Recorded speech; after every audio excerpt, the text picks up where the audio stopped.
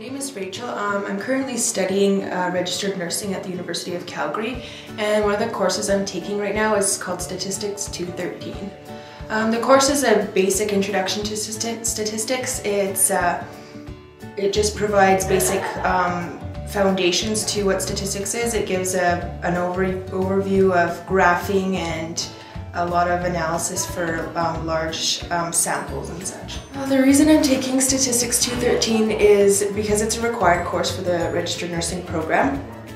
I've actually pushed it back to my final year of study. It's quite often a course taken in the first year of studies because it's an introductory course. However, I pushed it back because I just don't like math. My math foundation is, I have a 30 level in grade 11, a 20 level, 30 level pure math in high school. And I took the high courses, I did well in school. And looking back at it, my math average was very good in high school. It was about an 80 to 82% final mark. At the time, I did not consider that a great mark, but I also didn't try very hard because I didn't look forward to math and I didn't see it as something I needed in my future. At the time, I did want to become a nurse. I was hoping to go into school. I knew that throughout high school, and so I applied for the registered nursing program straight after high school. At the time, my life goal was to become a registered nurse. Throughout the nursing program, I began to see that there was a lot of although there was limited options, there's a lot of other options with nursing, and I changed my view of shift work. I didn't want to work shift work anymore. I thought education or getting a second degree to do something beyond the shift work of nurse that most nursing jobs offer. I wanted to get a second degree. Honestly, the only thing holding me back from getting my second degree now is the stats course. I find all my other courses doable.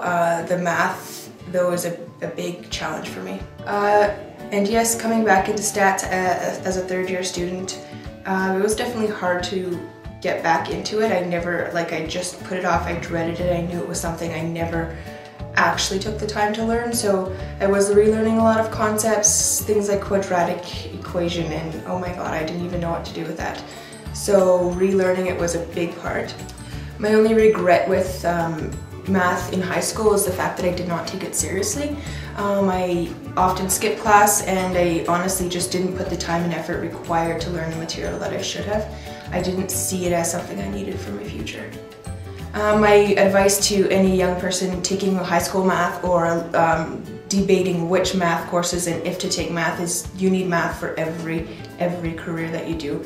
No matter what if you look at the requirements for a course, I will tell you 100% of the time you're going to run into math at some point in your life, and it's a basic foundation. You need to learn your math.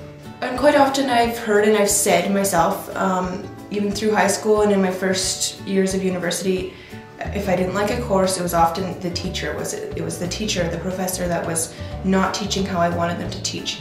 In the end of the day, you get the teacher you get, and if they don't teach the way you prefer to learn, that means you have to put in the extra effort. If you have a great teacher and you learn the way they teach, lucky you. But if you don't, you're going to need to put in the effort to learn the course. It's your responsibility in the end of the day, and honestly, you need to find out the way you learn. And once you know you're a visual learner, you learn by memorization. You got to use those strengths you have and convert those into studying methods. I came to MathPro when about 1/3 of the way through my statistics course. I was having a tough time, and my first thought when I went into my class was, this instructor is not who I want him to be. But at the same time, he was teaching the course material required, and I knew that I wasn't going to get everything out of it that I needed, so I did what I needed to do. I came to MathPro for extra help.